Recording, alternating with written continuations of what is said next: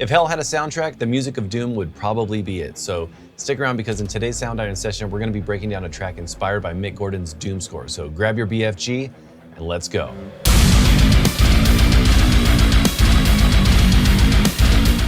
Hey, how's it going everyone? Craig here from Soundiron, and in today's Soundiron session, I'm excited because we're going to be breaking down a track that I did inspired by the music of Doom.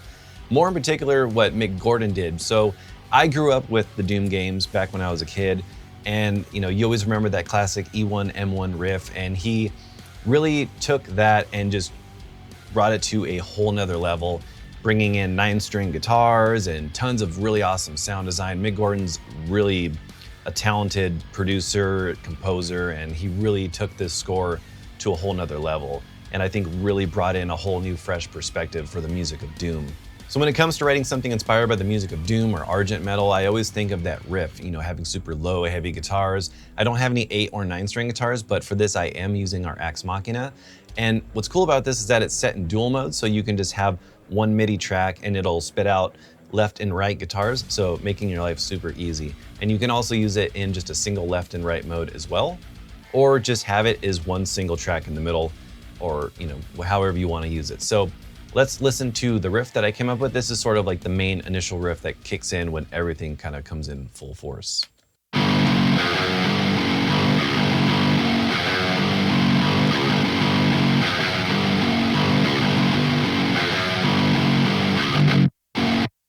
And with Machina, it was tracked with DIs, so you can use any type of amp sim you want. And for this, I'm using Gojira X, and I'm using a preset from a buddy of mine, Jesse Zaretti. And if you want to hear some other dudes who are really good at composing in that Argent metal style, you should definitely check out Jesse's stuff. And I'm using one of his presets from Gojira X called Heavy Tracking. So if you want to hear the DIs just by themselves,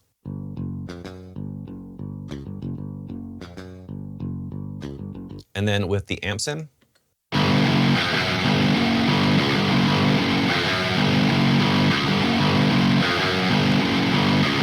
and with this preset, I didn't tweak anything. It's literally what it comes with if you have the plugin. So thank you, Jesse. You saved me a lot of time. So we have that for the guitar tone. So to lead into the riff, I thought it would be cool to do it on a synth, and I'm using our Quadral 3 library. And I did a few things with some plugins. I have an Argent compressor on here. I mean, we're doing an Argent metal track, so an Argent compressor I think works perfectly for that. And this is just a super ultra aggressive compressor. If you want to take anything and just brutalize it, this is the plugin. And then I also have Pro Q3 on here, and what I'm doing with this is just sweeping around and just kind of filtering out as it's playing. So let's check this out.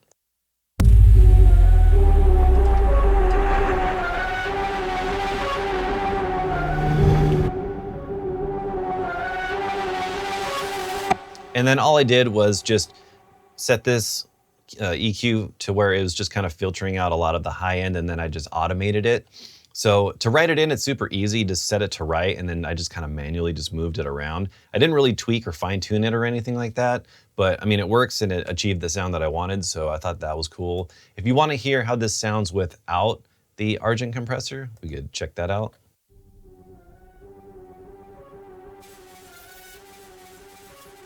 So you can hear it's a lot quieter because I had to turn Quadral 3 down, because this compressor, not only does it sort of really ultra compress everything, but it will make it a lot louder. So I had to turn it down there, and then you can hear the difference when I put this back on.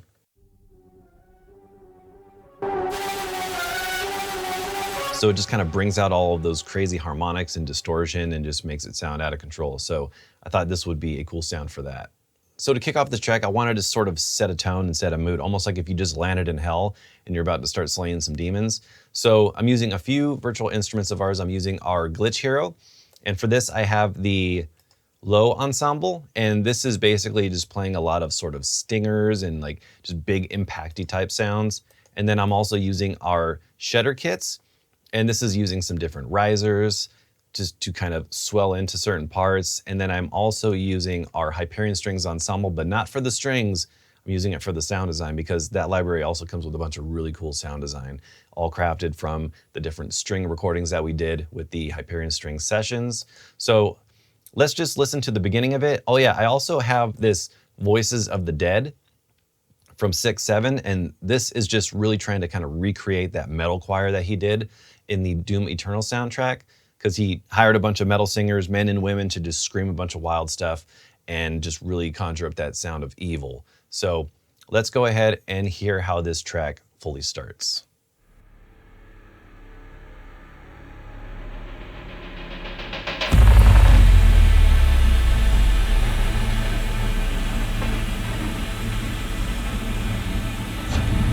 And then you can also hear in a couple spots, I got these low sub hits, just playing these bass drops in A. Got another one right here.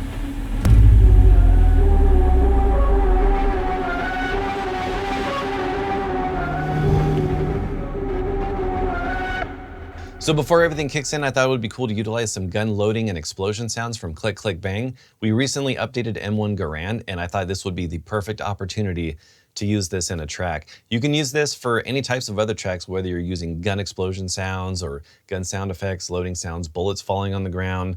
You know, you can use those types of sounds for percussion or anything, but I thought it would be cool to kick off this with using some of these sounds. So I'm using these on certain accents. You can see right here, when certain parts kind of come back in. So let's check that out one more time. Now let's go ahead and listen to how this kicks in with all of the drums, guitar, bass, and everything else.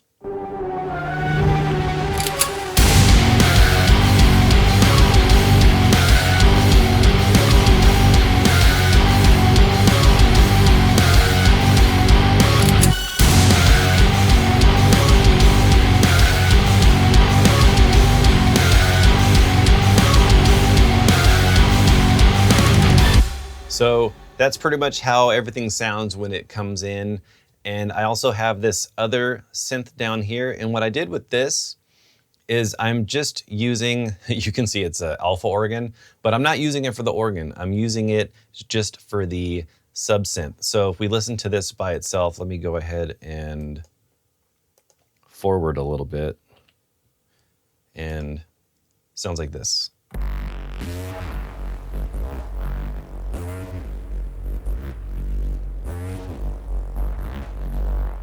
So to achieve this sound, I have a couple plugins on here. So if you want to hear how it sounds by itself, it sounds like this. Just a sine wave.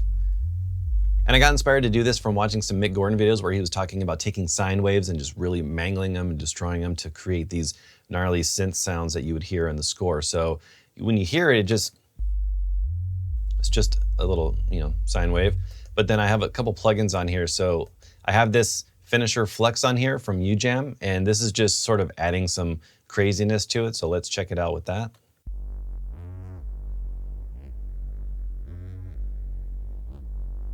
And then I'm also using an instance of Outputs Thermal on here, just to kind of heat it up so you can hear it as this, this distorted sound to it.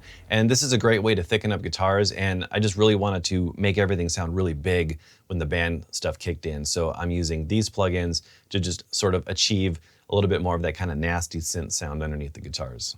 And then for the drums, I'm using our knockout drums, and the only thing that I did differently with these drums is I used Slate Trigger 2 just to add a really thick snare on top of this. The drums of this are all naturally recorded, but I really wanted to have sort of a little bit more of like a thicker processed snare for this type of track.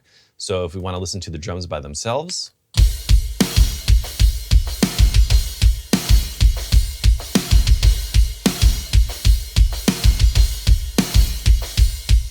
and then if you want to hear the snare by itself, sounds like this.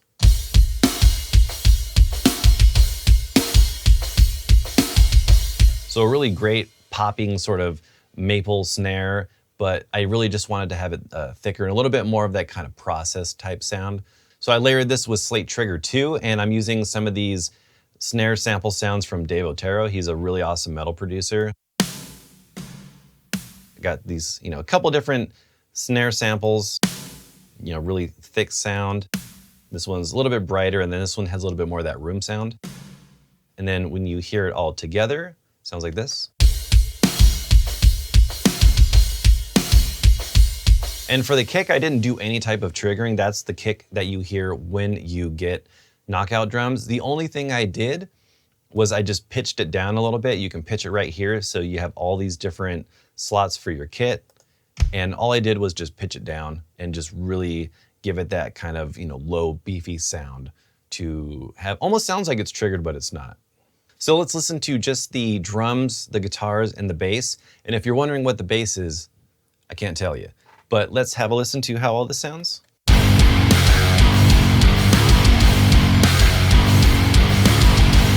So just, really big, groovy metal sound. And real quick, I want to show you the guitars with the synths. So let's check that out.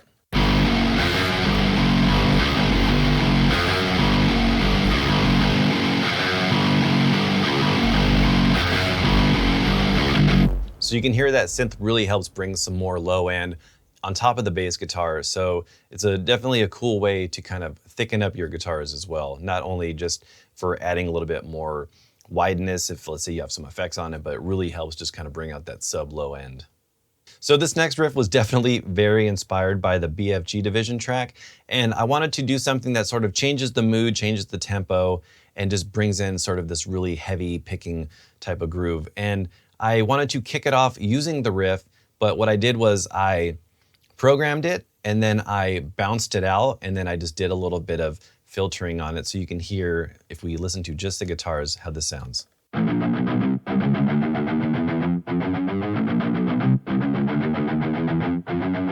you can hear I got auto pan, just kind of panning it around. I filtered it out to make it a little bit more lo-fi. And then we also have some other sounds underneath it. So let's listen to just this section by itself.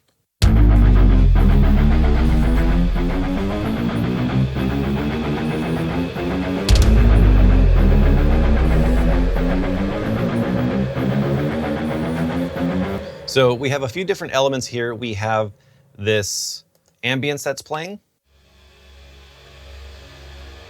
just kind of giving a little bit more of that atmosphere. And then we have that distorted sine wave again, playing the same riff.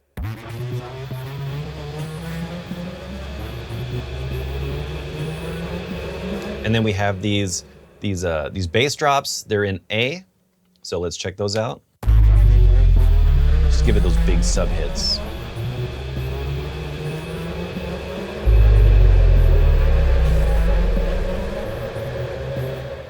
And then with the riff.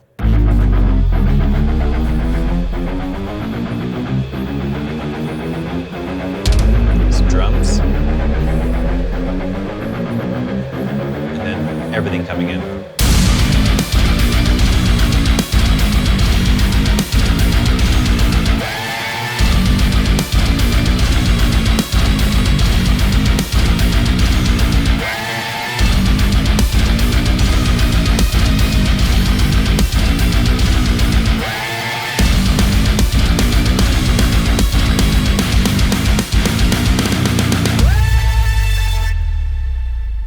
So that's just a super fun, heavy, groovy riff. It almost has a little bit of that kind of Meshuggah inspired sound. So if you've heard the riff in BFG Division, it has that. So it's definitely very inspired by that, but I wanted to do sort of like a triplety palm-muted version. And I thought this would be fun to add in there. And then I also brought back the Voices of the Dead. And then I wanted to use that to sort of do a little bit of kind of like a high, creepy melody over top of everything. So it sounds like this.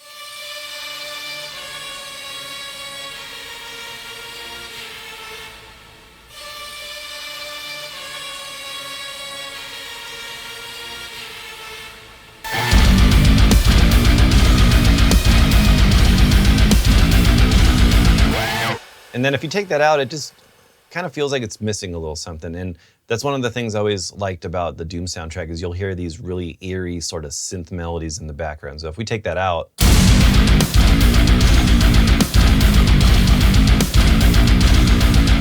so it's still cool, but it just adds this sort of like haunting darkness to it.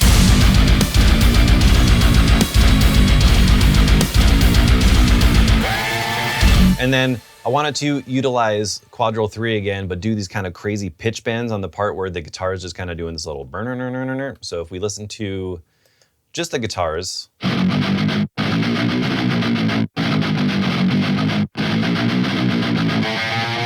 So when you hear those kind of burn, I just programmed that note in, and then I programmed in some pitch bends, and then we have Quadral 3 sort of just on those parts, accenting those pitch bends.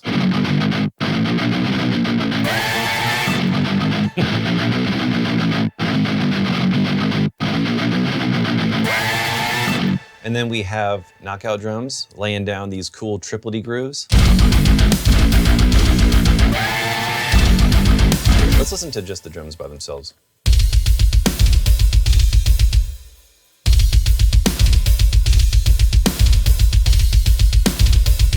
And then with the guitars.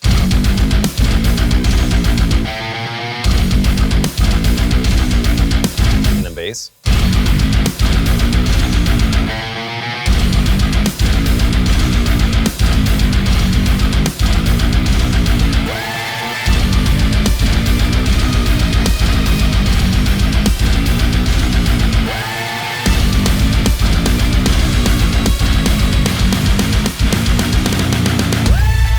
And then you can hear towards the end, I really wanted to play around with the placement of the snare just to really build it up, because you hear it's mostly just, you know. So I wanted to sort of like, you know, just having it really build up and just feel that intensity building, because when you're playing that game and you're just being swarmed by hordes of demons and you're trying to just kill them and survive, you know, having those types of buildups in the music, I think really helps just keep that energy and keep that motivation to survive. All right, so that about wraps up the Soundiron session. This was a super fun track to write, and it's always fun when I get to sit down and write some metal. So if you want to learn more about any of the virtual instruments used in this video, head over to soundiron.com, subscribe to our YouTube channel to stay up to date on future videos like these, future products, interviews, whatever else we got going on. Make sure to subscribe. And yeah, so let's go ahead and listen to this track in its entirety, and we will see you in the next one. Take care.